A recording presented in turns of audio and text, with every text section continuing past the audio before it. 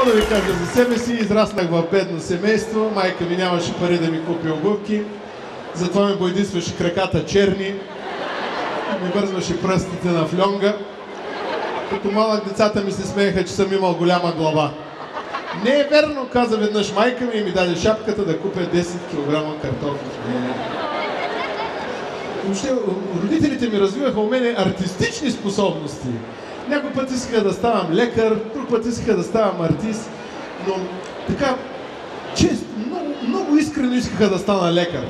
И сега в тая реформа, лекарска реформа, здравна реформа, както викаме, беше много интересно, когато попаднах в кабинета на GP-то. Знаете ли какво се случваше там? Беше пълно с пациенти и ще ви разкажа какво видях.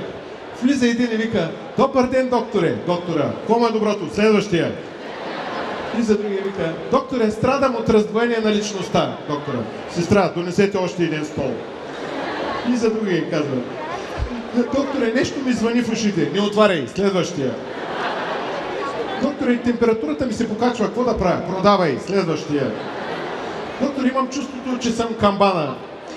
Не звънете, моля ви, махнете се от главата ми. Влиза другия и вика: докторе, имате ли свещички за хемороиди? Имаме. А свещник? Следващия. Влиза и вика: докторе, имам чувството, че всички ме пренебрегват. Следващия. Докторе, нещо ми звъни в ушите. Не отваряй. Следващия. Доктор, имам чувство, че съм часовник. Не се самонавивай. Следващия. Ухапа ме куче. Ухапи го и ти. Следващия. Глътнах мишка. Глътни котка. Следващия. Доктор, имам голям проблем с паметта. Нищо не мога да си спомня. От кога имате този проблем? Какъв проблем?